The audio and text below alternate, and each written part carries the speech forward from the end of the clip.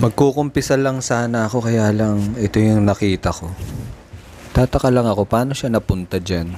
Siguro iinom lang siya tapos sinabayan na rin niya ng ligo. O kaya tinulak lang to ng mga kasama niya, makaprinank lang siya, tapos iniwan. Yung mga barkada niyang walang kwenta. Pero grabe ang galing niyang lumangoy no, kahit baby pa lang siya. May future tong batang to. Isali ko kaya to sa Olympics. Kupkupin ko kaya to, tapos agalagaan ko, pakainin ko, tapos pag lumaki na siya, ipapasparing ko dun sa pusa namin. Tapos gagawa ko ng bahay niya sa ilalim ng lupa. Tapos mag-aalaga naman ako ng pagong, isasama ko na dun sa bahay nila. Tapos ititrain naman niya yung mga pagong hanggang lumaki. Tapos magiging tagapagtanggol na ng mga naaapi.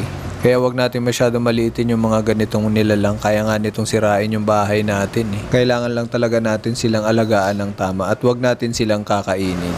Malay natin isang araw iligtas ang buhay natin. So yun lang yung short story ko ngayong araw. Bahala na kayo. Bye bye.